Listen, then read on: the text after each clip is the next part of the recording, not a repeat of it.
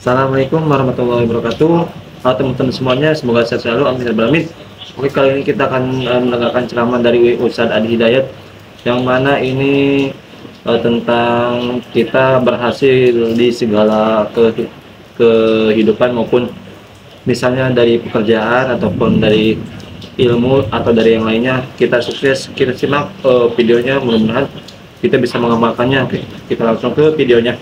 Apapun itu pun diangkat oleh Allah dengan cara yang baik dan terhormat, ya, karirnya di semua aspek. Satu, sholat amalannya.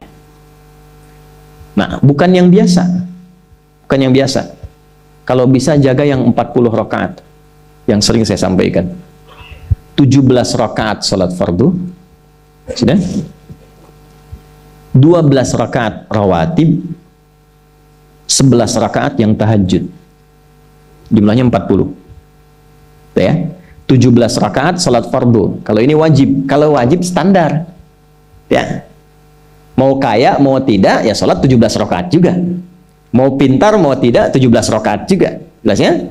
Rumusnya 24434. Ya, itu ya.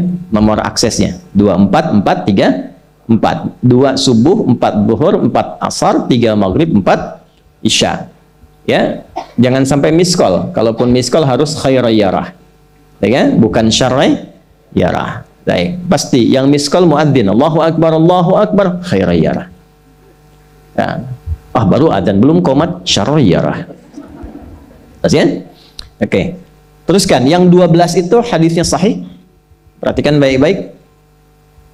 Man shalla isnatai asyrata rak'atan fi yaumin wa lailatin. Siapa yang menunaikan salat sunnah 12 rakaat yang mengiringi sholat fardunya siang dan malam. Sudah, arba'an qabla dhuhri, 4 rakaat sebelum zuhur. 4 rakaat sebelum zuhur. Teknisnya bisa langsung 4 atau 2-2. 2 kemudian salam, 2 rakaat lagi salam. Jelas? Baik. Kemudian arba'an qabla dhuhri, raka'ataini ba'daha, 2 rakaat setelahnya. Setelah zuhur 2 rakaat. 4 tambah 2 berapa? 6. Raka'ataini ba'dal maghrib, 2 rakaat setelah maghrib. 6 tambah 2, 8. Raka'ataini ba'dal isya, 2 rakaat setelah isya. 8 tambah 2, 10. Raka'ataini qabla al-fajri, 2 rakaat sebelum subuh. 12 ya. Jaga yang 12 ini. Jaga yang 12. Kalau sebelum zuhur tidak memungkinkan 4, misal sebelum zuhur, karena kasusnya bisa berbeda. Ada Ibnu Umar, Abdullah bin Umar radhiyallahu taala anhuma, menemukan kasus berbeda, seperti Anda di kantoran waktu singkat saat Ramadan, kan? Dapatnya cuma mungkin 2. Maka ada hadis dari Nabi sallallahu alaihi wasallam, riwayatnya Ibnu Umar. Qala au kama qala hafidtu an Rasulillah sallallahu alaihi wasallam 10 rakaat. Saya hafal dari Nabi 10 rakaat. Kalau tidak sempat sebelum zuhur 4, boleh 2. Nah, dari Ibnu Umar ini sebelum zuhurnya 2 rakaat. Sebelum zuhurnya berapa? 2 rakaat. Jadi kalau bisa 4, kalau tidak memungkinkan berapa? 2. Orang yang terbiasa 4, lalu karena kondisi tertentu dia mengerjakan 2, tetap dicatatkan oleh malaikat 4 jumlahnya. Dari mana dalilnya? Hadis. Idza maridal abdu aw safar kutiba lahu misla ma kana alaihi muqiman sahiha. Kalau seseorang sakit atau bepergian jauh, atau dia sedang punya uzur syar'i seperti 2 hal tadi, dan tak mampu melakukan amalan rutinnya seperti biasa, maka tetap dituliskan pahalanya sempurna seperti rutin dan mukimnya. Contoh, ibu mohon maaf ya bu ya, mohon maaf, perempuan dalam keadaan suci, sholat subuhnya berapa rakaat? 2, ya 2 kan nggak mungkin 3 kan? Baik ya, 2 rakaat. Sholat qabliyahnya berapa rakaat? 2 rakaat. Baik. Setelah itu baca Quran nggak? Alhamdulillah. Bisa 1 halaman, kan? Bisa. Ibu kerjakan saat suci. Saat sedang tidak suci, masa haid tiba, sholat tidak? Tidak. Baca Quran tidak? Nah, kalau punya kebiasaan sholat, baca Quran, dan tiba masa haidnya, itu pahalanya tetap dituliskan sesuai kebiasaannya. Harus tahu itu. Makanya manfaatkan, karena kalau sudah tiba masa monofos, sama. Itu Allah tuh memberikan kemuliaan khusus. Makanya Bu, kalau ngaji dengan ustadz-ustadz tertentu, bikin kurikulum ngajinya fikih perempuan aja, nggak usah jauh-jauh. Fikih perempuan. Keluarkan, karena banyak pahala mengalir di dalamnya. Ya. Dan kadang-kadang saya suka bingung, kalau bahas fikih rumah tangga itu, kenapa yang tegang-tegang gitu. Sekarang fikih parenting sekarang tuh kayaknya menegangkan antara surga neraka aja tuh. Tanggung jawab suami, hati-hati dengan istri. Padahal Qur'annya mengatakan rumah tangga itu penuh dengan permainan yang menyenangkan. Yang ada banyak candanya. Gitu. Coba keluarkan tuh hadis-hadis itu ya. Ibu tahu salah satu istri Nabi ada namanya Sayyidah Saudah binti Zam'ah. Itu sepuh Bu. Usianya sekitar 70 tahunan ke atas. Dan beliau Nabi SAW bangunkan rumahnya, itu kamarnya di samping Sayyidah Aisyah, dekat situ, dekat Raudhah. Sepuhnya luar biasa, hobinya bikin makanan, masak.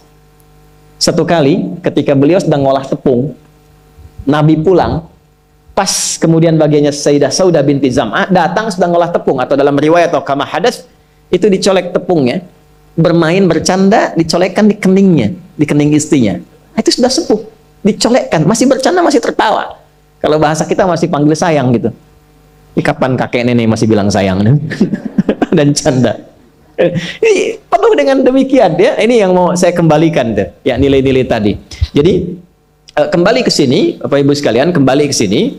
Ya, urutkan lagi, kita agak cepat masuk ke dalam pembagiannya. Detil pada pembahasan ini, satu salat 40 rakaat. Sudah? Yang fardu sudah dalilnya, yang rawatib sudah, terakhir yang 11 rakaat yang salat malam. Ya, 11 rakaat yang salat malam. Nah, ini 11 rakaat ini bisa warming up dulu 2 rakaat tanpa baca surat Al-Fatihah saja. Di Allahu Akbar langsung Al-Fatihah. Tidak pakai iftitah, tidak pakai surat selain Al-Fatihah. Allahu Akbar, ya, a'udzubillahi minasyaitonirrajim. Bismillahirrahmanirrahim. Alhamdulillahirabbil alamin sampai waladhdallin, selesai amin langsung rukuk. 2 rakaat. Seperti itu. Itu namanya khafifatain. 2 salat ringan warming up untuk persiapan supaya hatinya itu bisa khusyuk, badannya bisa agak hangat sebelum memulai tahajud. Barulah kemudian tunaikan 2 rakaat setelah itu, 2 rakaat setelah itu, 2 rakaat setelah itu, ujungnya tutup dengan 1. Ya, itu riwayatnya ada di dalam riwayat Abu Daud, nomor hadis 1367 dari Ibnu Abbas radhiyallahu taala anhuma. Ya, juga disampaikan dalam riwayat Ibnu Umar radhiyallahu taala anhuma ketika beliau mengatakan dari Nabi sallallahu alaihi wasallam, "Salatul laili mathna mathna, fa idza khasya ahadakumul fajra falyutir rak'atan wahidah." Kalau pengen mulai tahajud 2 rakaat dulu sampai merasa enak. Dan tolong ingat ya, tolong nggak usah panjang-panjang dulu suratnya. Untuk berlatih 11, mulai dengan 2 dulu. Kalau belum sempat 11, 2 dulu. 2 rakaat aja, tolong mohon jangan paksa tambah 2 rakaat. Itu pun bangunnya jangan terlalu malam, jangan terlalu awal malam. Subuh jam berapa sekarang? Terjadi perbedaan pendapat. Oke, 4.25 lah ya, misal 4.21, 4.20 lah, pas ya. Misal kita ambil tengah-tengah 4.20, sudah bangun 4 kurang seperempat, jam 4 kurang seperempat. Karena hadisnya mengatakan ada persiapan sebelum wudhu. Ya, karena Nabi sallallahu alaihi wasallam adalah kebiasaan Nabi sallallahu alaihi wasallam idza staiqadha min naumihi, kalau bangun dari tidurnya fajalasa, duduk dulu. Duduk. Wa masaha biyadihi min athari naumi, kemudian menghapus bekas ngantuknya. Ya, menghapus jejak ngantuk dengan bagian tangan yang bersih. Itu kan butuh waktu. Ya. 4.15 bangun. Duduk dulu, atur alarm. Ya, alarm mungkin ya 3.15, 3.30, ya, kemudian jam 4 terakhir. Alarm pertama untuk mematikan alarm kedua, siap-siap alarm ketiga, sadar. Ya, kan begitu kan? Ya. Ya begitu, itu rumusnya. Nanti kalau sudah ayat tahajud, masuk Al-Isra, nanti saya jelaskan. Itu ada isyaratnya di Quran. Bukan isyarat alarm ya, tapi isyarat perjuangan kita untuk bangun. Jadi 4 kurang 15 itu adalah persiapan supaya jam 4 bisa wudhu. Ya, begitu jam 4, thumma dhahaba ila shinin mu'allaqah, pergi ke tempat kemudian berwudhu, tempat tertutup, wudhu, selesai, balik lagi, kan 4.20 adzan kan? Misalnya 4.10 mulai sholat. Kalau 2 rakaat kan nggak lama-lama. 5 menit, witirnya 1 menit, 3 menitnya istighfar, nunggu subuh. Ya, bacanya jangan tinggi-tinggi. Al-Falaq, An-Nas, witirnya Al-Ikhlas. Besoknya Anda sudah bosan 4 rakaat. Ad-Duha, Al-Insyirah, Al-Falaq, An-Nas, Al-Ikhlas. Besoknya terus sampai bosan tambah 6 rakaat sampai konsisten 11. Jelas?